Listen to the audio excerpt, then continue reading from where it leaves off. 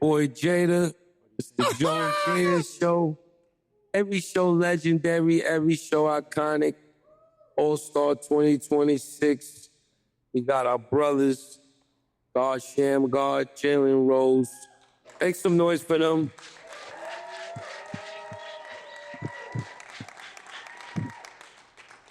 Coming from where we come from, if you love basketball, there's a lot of levels to basketball, but we all know, but being a McDonald's All-American is probably one of the best things you can accomplish in your career as a high school kid. You know what I mean? Playing amongst all the greats. So we're going to find out. We're going to talk to him about the film. We're going to have some fun today. Is this a prop or we going to open this at some point? Now we can open that shit up. We got Ace, man. Open that shit up is a lot to celebrate about. So I just have to say this because this is actually crazy. I think I'm the oldest person up here, huh? I'm older than you, Crack. I tell you one thing, if you're older than me, you definitely using rewind the time. Thank you. Get you on a box.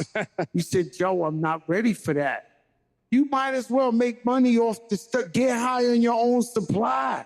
I got a different... Rewind it, 10 in CVS, Sally's, Stop and Shop. No, I got a plan, Joe. I got me a couple of steps that I'm going to do. Yes, I have a plan of working on beauty products, and stay tuned. That's why I got love for you. I ain't know. I thought you was missing out. No, but I have to say this. I really have to say this. Like, this is like real spill. Like, I love y'all. We love you too. This ain't no Hollywood, like, friendship, relationship, kinship. Like, I've been in Miami at 3 a.m. and he saved my life. Real talk. Like, I have the Jada Kiss bust for the Hall of Fame and he don't even have it because he gave it to me. These are the only two people that I believe that have a show that I'm on their show and they've both been on my show. Yeah, that's a fact. Right? You know, we got jerked by Mello. I did Mello's show. He did Mello's show. That motherfucker won't come to our shit for nothing. Look, curve. He's curving us.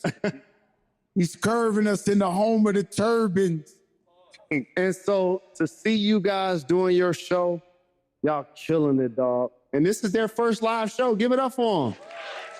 This is their first live show. Give it up for them. And I gotta say this about you. Like, the Shammgod move in basketball is the equivalent of like wearing Jordans. Like, it really is. Like, that's a real thing. And how you develop players, you're an incredible coach, and you've always stayed 10 toes down. Like, we love you, brother. I appreciate it. I love y'all too. You know, everybody up here family with me. Like, Joe knew me when I was young. Me and Kiss practically grew up together with the Locks, Children of the Corn, Mace, Cam, and all of us.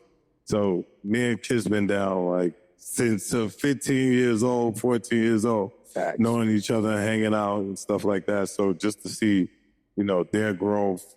And then Joe's went from being a terror to everyone to the stuff that he's doing now is amazing. And like, Joe he the first person I hit up. People don't even know. He the first person I told that JB was going to be good for his Knicks. When he asked me, he said, hey, is Jalen going to be good?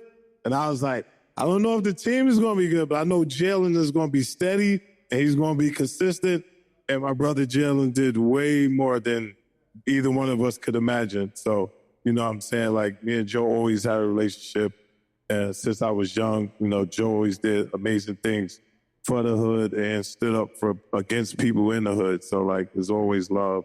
And like I said, Kiss is my brother. Jalen Rose is, what can you say about him and the Fab Five? Fucking legend. You know what I'm saying? So, like, he got his own thing in Detroit like I had in New York. He was in the streets and went to the NBA and did his thing and changed the whole culture, him and his Fab Five brothers. Thank you, brother. I appreciate that. So I have a Joe and Jada question because these are my actual brothers. Joe, I got to ask you a question, Mr. Crack. When did you get nice? Nice to what? You're a nice human being now. Yeah, You're pleasant. God. You're thoughtful. You're intelligent. You're well dressed. Like, when did this happen? I believe I was always a nice guy. I always had a kind heart and everything. It's just we grew up in such a tough environment growing up that you had to be tough because you either was predator or you was prey. And I refused to be prey. I was bullied a lot when I was a young kid, so I had to grow into that. And then when I got in the rap game, it was no fucking difference. I don't want to disrespect hip hop, but it was like you meet somebody, like, all right, I want to meet this rapper. This is my man, 2 times a Mac. He did double life, came home on an appeal. Like, there ain't no PhDs and masters in hip hop. You just meet the craziest motherfuckers. This guy killed 46 guys. He's my new road manager. So you had no choice but to be tough in hip hop. And so, you know, the shit forced me, but I always was looking for a way to be nice and always be myself. And at the beginning, I ain't gonna lie to you, we was staying, if I fuck with Jadakiss, if I fuck with Fab, if I fuck with Biggie, we would stand in the club and stare at each other and just be like, nobody will say nothing. Like, you just look at him, you be like, he'd be like, and thank God now we can show our personality and shit like that. So for Jada, my other brother, and shout out to Sheik Luch and Styles P. Those are my brothers too. Give it up for the Locks. Yeah.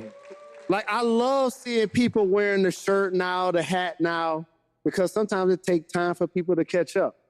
So I got to ask you, top 5 DOA, that's now doing podcasting and expressing yourself about the industry and current events. Like, what made you decide that this was the opportunity for you to express yourself in this space? Great question. Because y'all are like top secret. Like, the Locks are like It's all about Secret Service. You know what I'm saying? Family. it's all about growth and, you know, evolving. In the state of where the world is right now, people want to hear authentic stories from people that lived it or people that been through it. In fact, was supposed to do something years ago and it didn't pan out. Shout out to Rock. You gotta be mad as hell to people, huh? And your name is actually Crack. That's your actual Yeah, but it name. wasn't crack. You know, I sold crack, but That's your it wasn't because I sold I crack. know, but normally, like, he's Shammgod because of his handle. You're a Crack. Well, I'm crack because the crack of my ass used to show. And the girls that, I'm telling you. Hey, there you go, Jada. Yeah, hey, me too. Hey, Joe. Hold on. I stopped cussing like 20 years ago. That's some BS, Joe. It's not because you stood up one time and your crack of your ass was showing in class. That is not why you got that name. I'm telling you. That is not, you're telling me, but I saw you. That's not it's all about Spike Lee. I caught Spike Lee on a flight to LA and I talked a hole in his head for 6 hours. It was like, Spike changed my life. Do we got any more flags? Yes. I better re-up. Y'all might have to get TD Jakes on the show. Like, I know, do you know that we know why your nickname is Crack? Do you realize it? No, the feds is watching. Okay. Let me tell him my bullshit story, all right? Okay, cool. So I convinced Spike Lee, you know, let me try out for this show he has. She's Gotta Have It on Netflix. And when I went to try out, I made it. And so before I could do it, because, you know, Spike Lee, Mr. Pro-Black, Mr. Conscious, he brought me in front of his whole staff and he made me explain why my name was Crack. And I was like, I'm in junior high school. I always been fat. By the way, I always been fat, Joey, since birth. Okay? I never been skinny in my life. I've been fat, Joey. 1 year old, 2 years old, 3 years, they always been fat, Joey. And so, I would get up to go write something on the board in junior high, and the girls be like, Joey Crack. So that's how I got the name Joey Crack. When I explained it, you could see the whole staff, Spike Lee's staff was like, all right. He Sold it, huh? Yeah, sold it. Okay. Double entendre. Okay. If you want to believe that, fine. Congratulations. We love you. Yo, Jalen Rose, boy, we FaceTime. Hey, kid. That man got the sharpest line. I got to go to Turkey to get some shit. Like, you got that fucking hairdo. That shit a cut a motherfucker. I got there a you cut go today. like that. You catch a fucking paper cut. You fuck with that shit. I would watch that shit on TV. I say, man, in there got the sharpest line I ever seen in the fucking world. How many cuts you get a week? So the craziest thing for public consumption is I literally just get a haircut before y'all see me. It's nothing special. Like, I knew I was going to be on Joe. No, your barber had a haircut today. You cannot get rid of that barber. Your barber elite. I won't. The second you try, I won't. Let me tell you something. I say all the time, I got a problem. I have a serious problem. I'm a shopaholic. What did I do now, Jada? I didn't say nothing. I seen the hand movement. I'm already like abused. Like, I see the hand go up. I'm thinking I'm getting the flag for no. But, I like shopping and shit. And I got a real big problem. But they told me, yo, the minute you don't dress, they're going to say you fell off like a motherfucker. Yeah. You better keep blowing that bag, because, yo, let me tell you something. You try to... So, hey. So I love y'all show. I watch y'all show each time. So I would love to ask y'all a couple of questions. You've been asking us questions. I don't know if you know. This is the fucking Jalen Rose show. No. Joe, Jalen. Okay, cool. I got one question. So JJ. I got one question because we all grew up together. So for people that don't know, like Jada Kids played basketball, elite shooter, still could shoot now. When did you say you was going from playing basketball to rapping? I know when Mason Camp did it because I was with them every day, but when did you go from that to rapping? I got all the wrong letters. The wrong schools? I got letters that just wasn't right. So, That shit was Mercy College. I'm like, yeah. JUCO, junior JUCO, Couple time D2s, signs. What's that shit? Couple D2s, couple D3s, some but it wasn't happening. Like I was all right, but you got to know when to fold them. Kenny Rogers.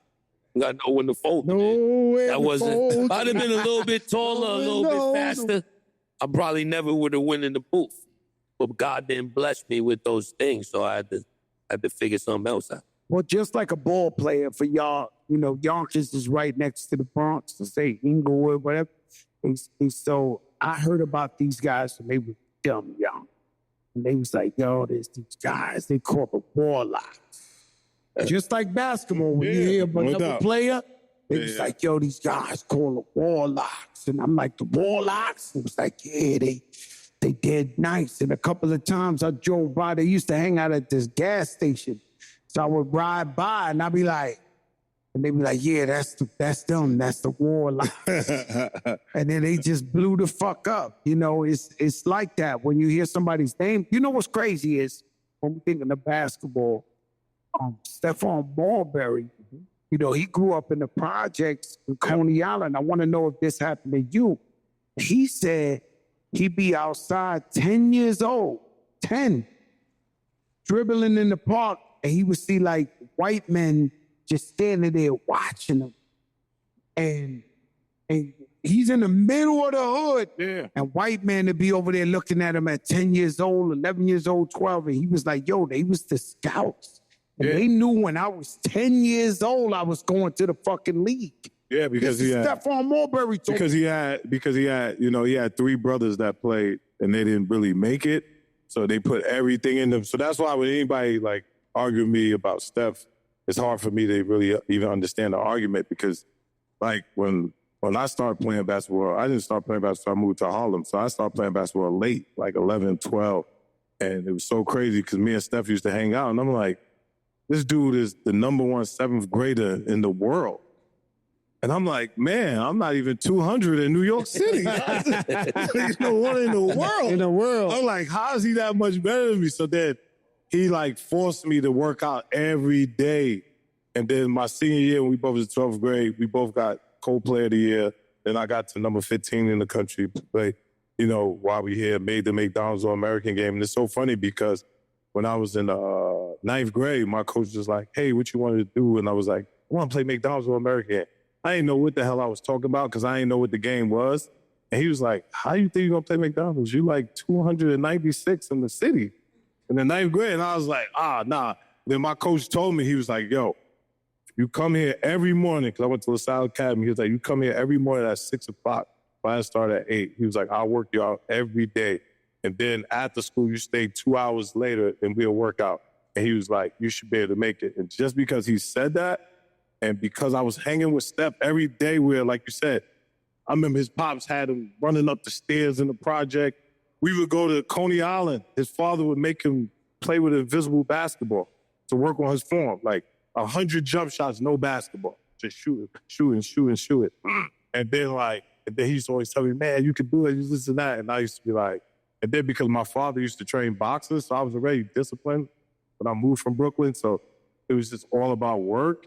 And then I dribbled so much till like in 11th grade, I used to stay in the park under the lights and I thought I could shake my shadow. So that's how I used to dribble so fast. Because I used to be like, I know I can make my shadow move. So I was looking like Pookie. Crazy. That's crazy. I was looking Man, this shit nuts out. Make my shadow I was looking move. like That's Nutso. some Bruce Lee Walking shit. through the thing. So I was like walking through the thing. But my thing for like Joe is, because I played in 55th like in the 8th grade and 9th grade, what made you want to start coaching in 55th? Because, back then, 55th, for people that don't know, was like a movie. It was like, you come up there. You Tell them what 55th is, because you. Yeah, 55th is Rucker Park. So like when I first moved up there, what people don't understand, one of the reasons, Jay the kids know, but like Mace is the first person that ever took me to play basketball. And that's Mace that used to rap.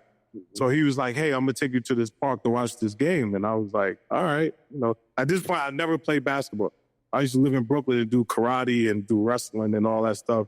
That's when the white man that used to come on the Kung Fu that wasn't Jim Chinese. Kelly. Yeah, he used to walk everywhere, but he wasn't Chinese. He walk in the desert and all that. Jim Kelly was like with Chuck Norris. Yes. So Oh, you mean the Chinese nigga that used to be walking Yes. like the monk? Yes. So that was like my whole thing, like What's the name? wrestling. Yes. Oh, no, that was legendary. Yes. Guys, y'all too young for that shit. Yeah, so I used to watch that and do wrestling every day. So then when I moved to Harlem, in Brooklyn, the only thing you used to do was rob and steal. So like when I moved to Harlem, it was like a movie because I actually saw like black people making money, Mercedes Benzes, even though they was drug dealers, like it was just like a movie. Then I go to 55th and I happened to go the day of the All-Star game. And I saw a guy named Malloy Naismith that will forever be my idol. I don't care. Malloy, who like Future Malloy? Yeah. So I don't care how much He was the basketball. king of the Bronx. Yeah, so he was like, for y'all, if y'all don't know Malloy, hopefully y'all know Kareem Reed. They're like probably the most legendary point guards up there because they played for so long. And I went up there and I saw Mike Boogie get on one knee and dribble through Malloy legs at 55th, and that forever changed my life. I was hanging in the tree and I saw like, it was people coming up there getting dressed at halftime, getting Jordans. At this point, I was wearing spot belts. I didn't even know what Jordans was. Pop Bills was that was the shit. It's plastic. So it just like changed my life. It was like entertainment basketball because that was the first time I saw something that like entertained fans and like was made people famous that wasn't famous. Like, like local heroes, like walking down the street and people like instantly know you, like, that's Malloy Mason. that's Master Rob. I remember when somebody said, man, you know Magic Johnson? I said, he can't mess with no Malloy. So when you're watching the league right now and you're watching college, and I would love to ask you this if it's okay. It's like people say the Shammgod dribble. Like it's a real thing. That's a fact. It's like muscle memory. It's like when you go to the doctor and they hit your knee, you know what I'm saying, for muscle memory. So how did that come about? And for those that don't know what that is, please tell them what the Shammgod dribble is. Well, it's like, what people don't understand is like, I used to admire this guy named Sherman Anderson. And he used to always dribble up the court with one hand, like going like this, like inside out, one hand. And then you factor in, like, when I was growing up to, like, I know Joe and Jada could relate to this, and you can, it's like, you know, it's like when you see Coogee Rap and all of them, you growing up, like, these are like superheroes. So when I first started playing basketball, even though I was hanging with Steph, Kareem Reed, Rafer Alston, all these people, they was already playing basketball since 10. I wasn't playing. So these dudes was like the Avengers to me. Like, I was like, yo, these dudes is off the chain. If I ever could come a little bit good like them, I'm gonna be nice. So then, like I said, I watched this kid named Sherman, and then Rafe was like real nice at the time. For people that don't know, that's Skip to my Lou. So he used to do all this skipping stuff. I went to PS 175, and the janitor, one day I'm in there dribbling and stuff, and the janitor was like, man, if you just took it seriously, you could be somebody. And I was like, man, who the fuck do you think you are? Who you talking about? So I don't even know who he is. I go home, I get this tape called Below the Rim. That's when it was like VHH. It was like Kevin Johnson, Magic Johnson, Jason Kidd, all these people, Tim Hardaway. But in the middle of the tape, it's like Pistol Pete, Earl Monroe, Tiny Archibald, all these people. So I'm like, man, this dude look familiar. So I go back to school. I'm just watching him for a week. So then I got the courage and I said, hey, do you got a son named Tiny Archibald? And he's like, what? What are you talking about? And I was watching this tape and it said Tiny Archibald, but his name is Nate Archibald, right? So I'm like, I'm not even putting two of the, and I was like, he's skinny, so he can't. But I'm thinking like the people think now, if you play in the NBA, you're rich. So I'm looking at him and he's like, no, what are you talking about? That's me. And I'm like, what? There's no way that could be you. And I was like, why you didn't tell me you played in the NBA? And he was like, oh, you little kids just think you know everything. So I just let, and like to this day, that's one of my closest friends. But he the one that told me, like, he was like, if you master something and you do it for free, one day the world will pay you for it. So then when we got in the NCAA tournament in 97, I was actually trying to do another move. This move Kenny Anderson used to do. He used to like go fast, change direction, throw it between his legs. And what happened was the ball slipped. And then the only thing I can remember is the dude Sherman, I used to grab the ball like that. And then because I watched film a lot, I went back to stay. I'm like, man, that move could work. But then I still ain't think none of it. And then I came home in the summer and I went to the park I grew up in and I'm just looking through the fence and these little kids like, oh man, I just shammed you. I'm like, what are you talking about? And then the kid was like, yeah, I just Shammgod him and all that. And then the next thing you know, it just went viral like that. And it's like one of the most humbling feelings because I know everybody up here and anybody here, if you work anywhere, you want to make it better than how you found it. And for me, I get to live in my inspiration every day because Mark Cuban, people like that gave me a platform to show my talent. So like when people say like Russell Westbrook, Chris Paul doing the Shammgod, and they're like, yeah, you know, he's sitting right there, his assistant coach. So for me, that's just an amazing feeling because I know when I'm dead and gone, I left basketball better than how I found it. Wow. When a kid is 10 years old, they will learn how to do the Shammgod. You know I'm fried, right? I'm fucked up in the head. So I think of shit. You know, I grew up in a world where you had to go get, like, it was a treacherous world. When I seen NBA players do the Shammgod, I thought they jerked you. I was like, yo, these niggas jerking sham. That's the shit. I was not dumb tight. I'm watching them. It wasn't like you would be like, yo, he did my move. I'm like, yo, they jerking sham. That's the fucking Shammgod shit. Like, yo, that's fucked up, man. I looked at shit so different. Nah, but like, I know what I'm not a positive thinker, man. I looked at it, I was like, yo, they owe him money. Yeah, that's what everybody said. Everybody be like, man, did you copyright it? Because you can get money. And I'm like, nah, for me, it's like I said, like, it's just one of the most craziest feelings in the world because, like, I would forever be known as one name. Forever. Yeah, Right. but who was it? There was one NBA player. I was watching the game live, and they interviewed. They was like, "Yeah, what's the move you did?" And he said the Shammgod. Yeah, that was Westbrook. Fuck. Yeah. Westbrook gave it up. Yeah, Westbrook was like, Oh, yeah. he did the move, and then the fucking announcer was in the awe. He was like, "Yo, what did you just do when you did?" He said, "Yo, that was the Shammgod." I was like, "Yeah." Because from us, we never see nobody from the hood. Like, that's the other thing. We going to you, Jalen Rose, right? You're richer than everybody on here, so you'll speak later, right? Yo, Shan, like, you never see the beauty of your story. We talked about Omar Cook as a coach for Cleveland now.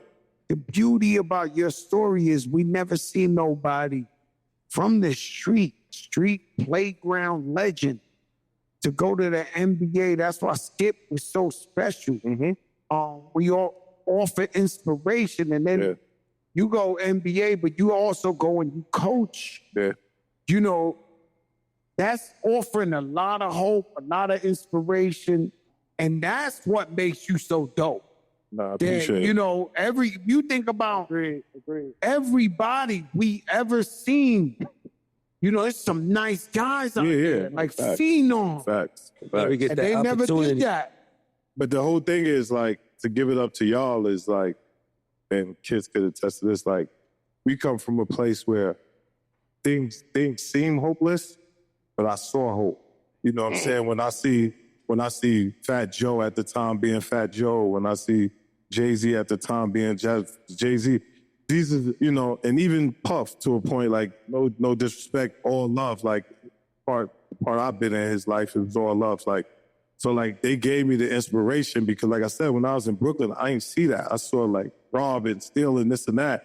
Not saying Uptown wasn't crazy or the Bronx wasn't crazy, but Brooklyn was crazy. Yeah, but they also, the thing that was different from Brooklyn to all the other boroughs is, like, the stuff y'all was doing, you still was getting money and you still was, like, looking good, like, still, like, man, I could be something. And it wasn't like, oh, Fat Joe's going to jail, Jay-Z's going to jail, this and that. Like, when I'm running around with Kiss, Mace, Sheik, Styles, all of them, like, we get to see people over us that was, like, doing stuff that actually made money. So it's like, so that's why, like, even in my book, when I wrote, I'm like, you gotta be careful who you say who's the hero and who's the villain, right? Because I grew up with drug dealers that when I became nice in basketball, paid my mom's rent for 2 years. So do I think they're a hero or do I think they're a villain? You know what I'm saying? I went to Providence, you know, one was on America's Most Wanted. He was number 3. And I never knew that. I'm in the park elbowing him, talking stuff to him. I think he's a mass murderer. You know what I'm saying? But he always told everybody in the hood, wouldn't hurt you. Yeah, everybody in the hood. He was like, yo, make sure Sham play ball, make sure Sham is good. So those are people I grew up around. So it's hard for me to always be like, so that's why when I tell kids, it's easy for me to coach them because I give them the dead truth and say, yo, this could happen, that could happen. But if you let me help you, I can help you. You can still say what you want, like with Kyrie, like when it was me and Kai. It's like, yo, you can still say what you want, but let me help you because the worst thing you could do is say, you misunderstood if you're not trying to let people understand you. Say that again. I need a glass for this. You can't say you misunderstood if you're not trying to let people understand you. 2-time felon, where you at, man? So my whole thing in life was always to try to let people understand me because I know I would never be perfect. We all not perfect. I'm going to fail short even when I try to do good. So, but if you have people that can understand you, then at least they could say, you know what, I ain't really with that, but I understand what you got going on. So I'm going to just leave it alone. But when they don't understand you, that's when the confusion start and the madness start. And now it's problems. You know what I'm saying? Which you see in Harlem all day with my brothers that I try to make sure get on the same page. It's just like with Mason Cam, like Kiss, no, I'm just like, yo, we got to get together, bro. Like we all family. Like if something happened to me, your family going to be upset. Something happened to you, my family going to be upset. Even if we don't speak, my family, my son and them still call you uncle. Right? I say that about hip hop. So I don't know where it started, where they try to put a false narrative. Yeah, all rappers don't get along and all that, but when somebody says They don't. I'm with Kiss, it's grumpy Uncle Grady, right? Yes, yes. But say something real sad that recently happened. Little John's son. I don't know him, but I felt bad instead of a mean prayer for Little John because Little John's my brother and I love him. I didn't know his son. But we got like But that's a because bond. it goes deep in their rap. That's not a rapper. That's a father losing his son. So if you got any type of heart. But he's also a rapper. Yeah. So what I'm once saying he is, lost his son, for me, is no longer Little John. It's a guy that I put myself. I mean, I can't imagine that feeling. So fuck the rappers, huh, Jada? They said it's bigger than rap. He said it's bigger than rap. Yeah, as a man lost his son. But it's just like, like basketball and rapping is like cousins. So like it comes from the most competitive place, right? Because you still gonna have the street guy that think he better than the guy that's in the NBA. And then the NBA guy gonna be like, the street guy don't understand what it takes to make it. So it's always gonna be competition. There's always going to be competitiveness. So that's why it gets confusion. It's just like you said, when you went to the club and you see other people, everybody face fighting, but everybody in the same struggle, but nobody talking about it. So they think they're coming from two different places and they're really not.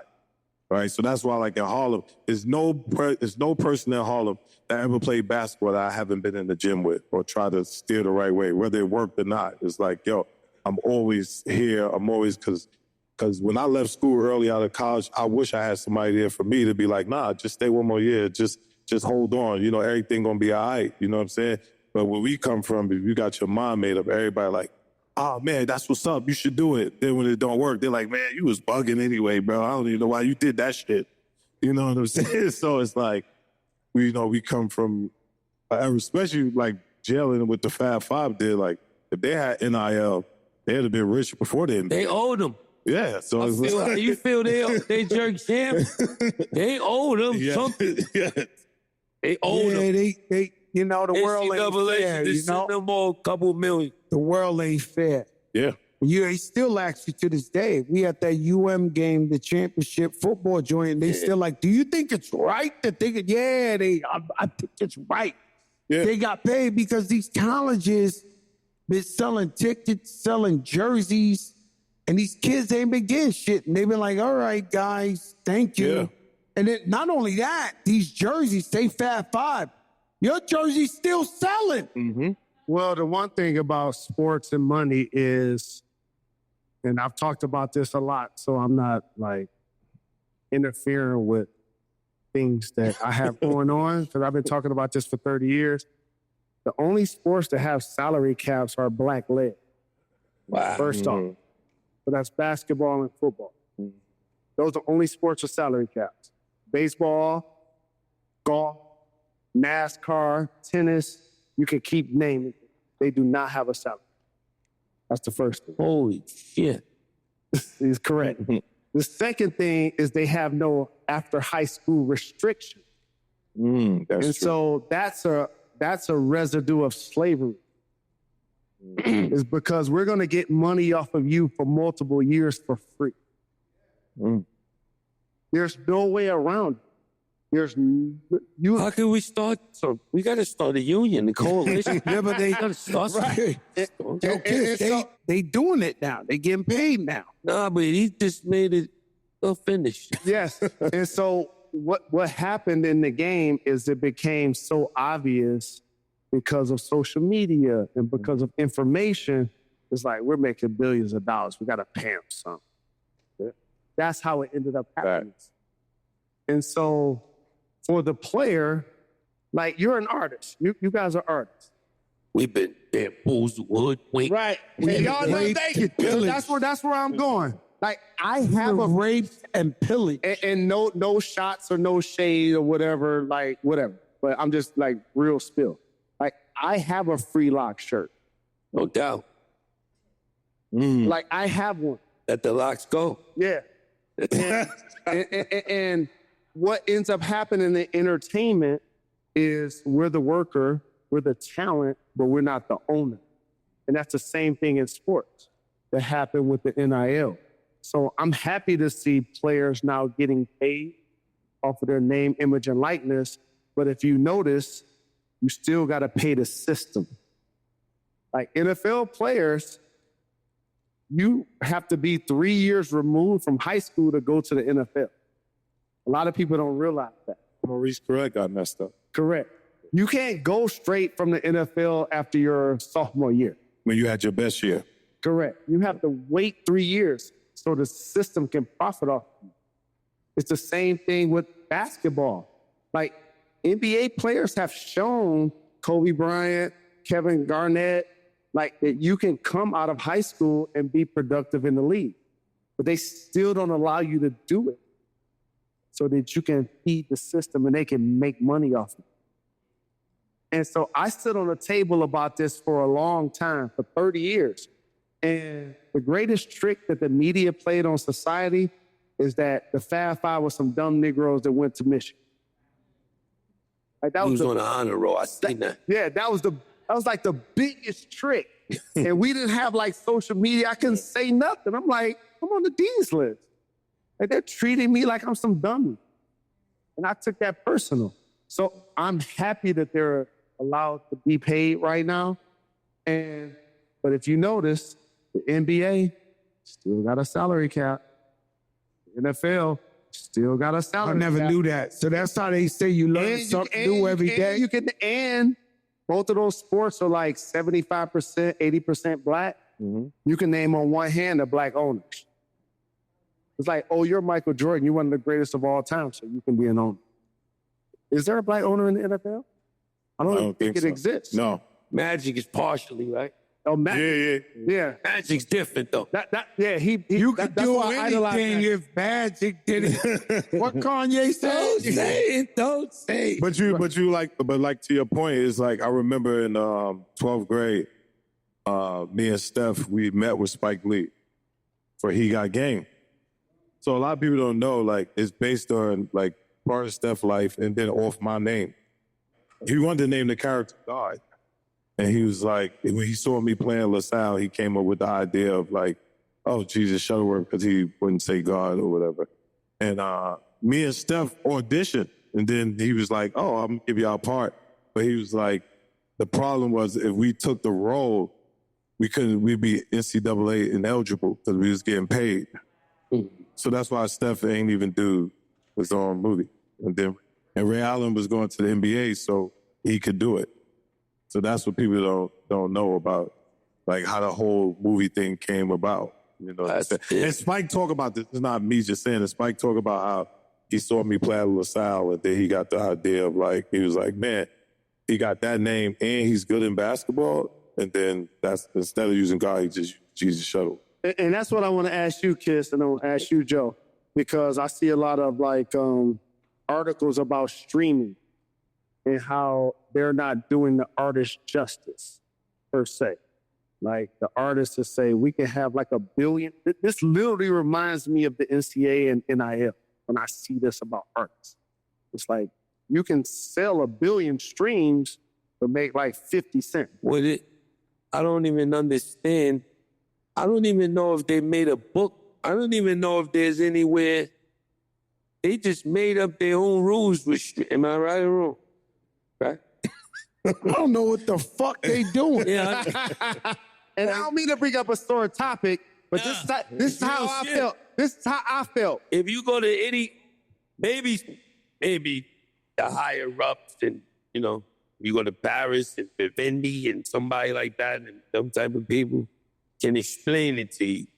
But I'm almost 97% sure if you just ask any of your friends, other artists, athletes, and they're never going to be able to explain it to you. It's one of them. That's crazy. So that's the equivalent of me playing at Michigan. And so now it's pay for play. So Fat Joe's a great high school player, and he's going to pick a school to go. Now they're picking the highest bidder. Yeah. But most of the players aren't selling goods. That's called pay for play. So what made us different is we would have been selling Huaraches, Black socks, Yes. or like we were jerseys, like we were selling product. Artists, y'all are selling product.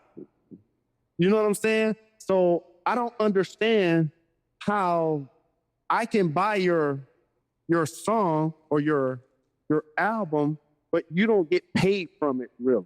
How does that work? We've been sold out from the forefathers. And unfortunately, we're trying to give revenge for what they did to the Cold Crush.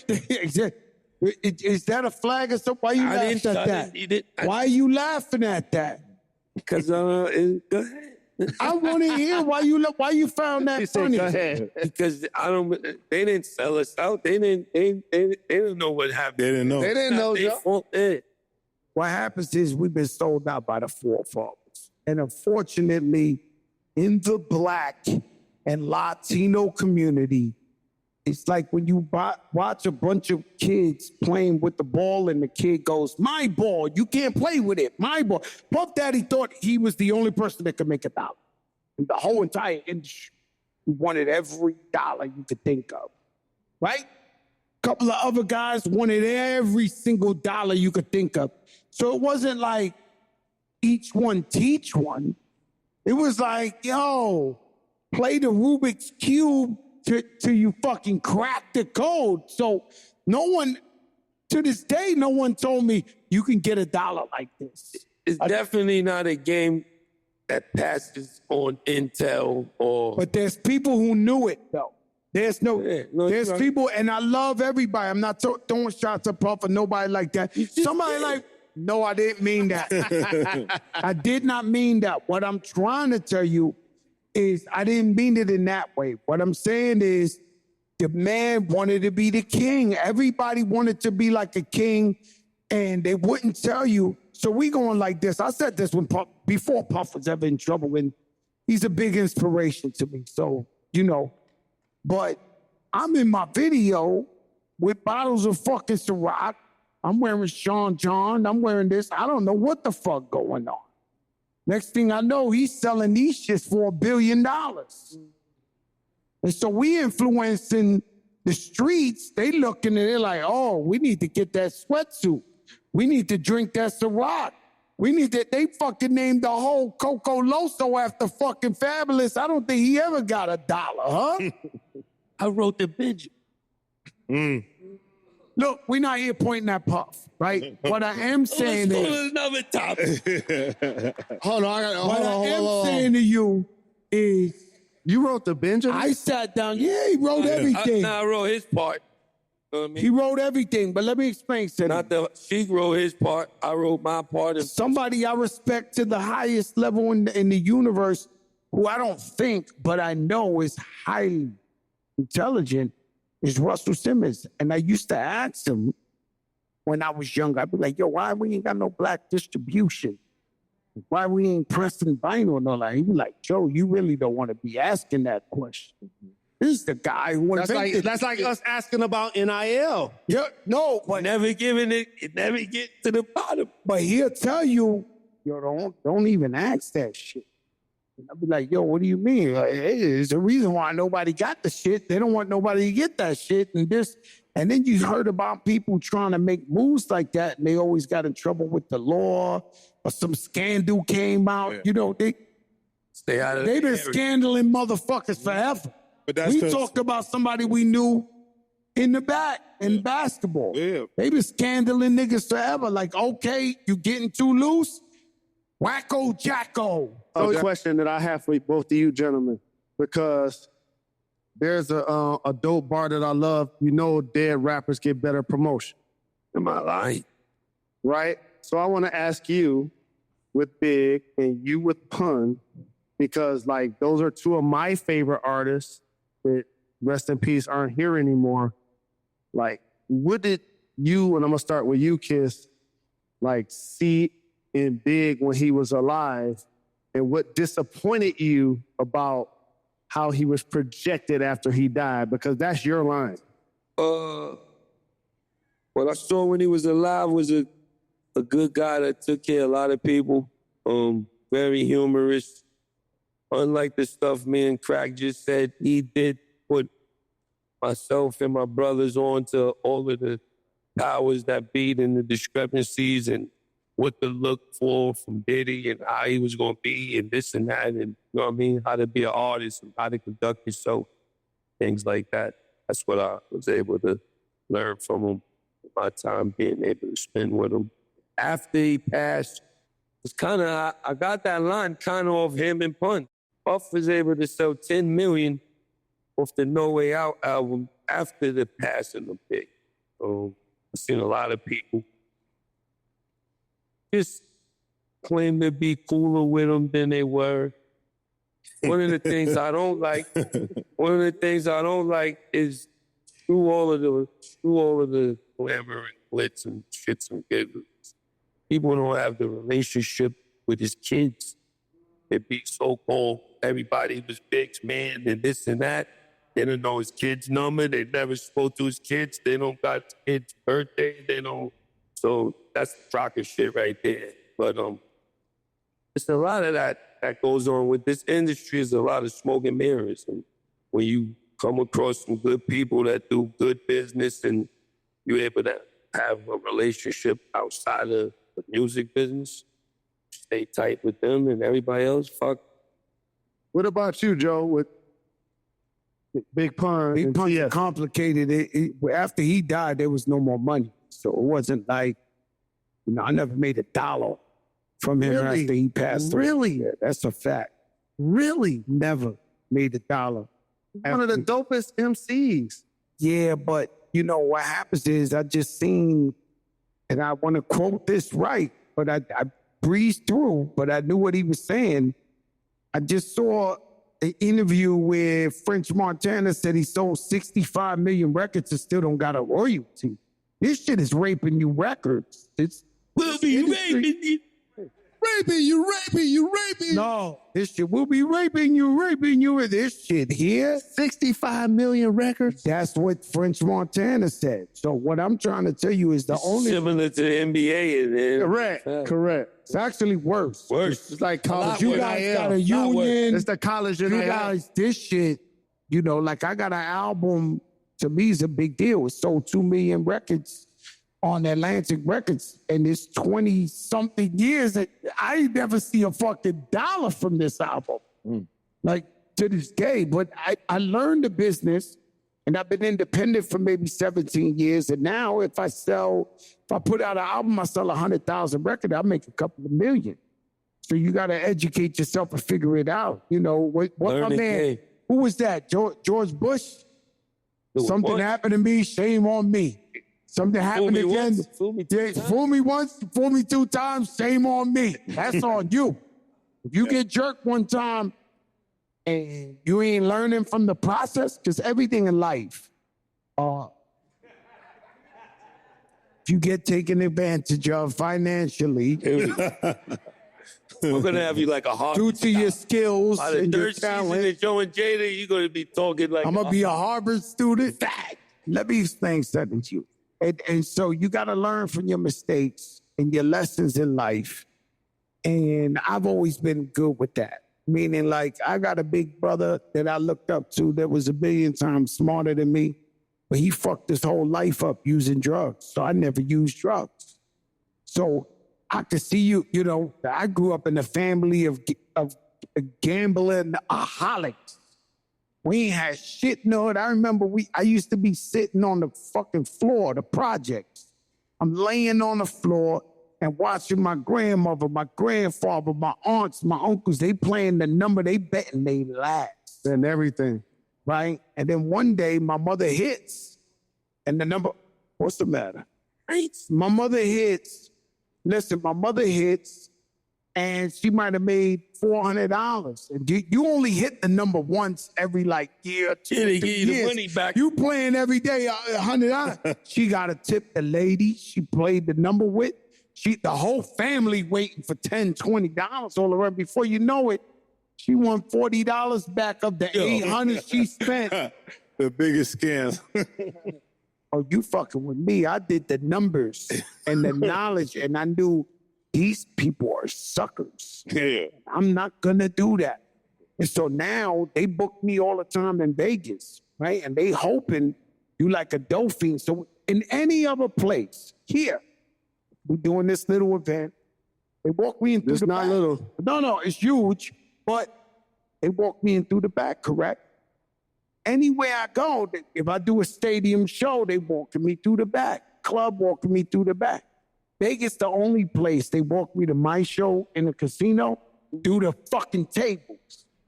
They want me to catch that dolphin. Yeah. If I'm a gambler, I'm stopping there. And I'm betting all the shit they just gave me back in that table. Exactly.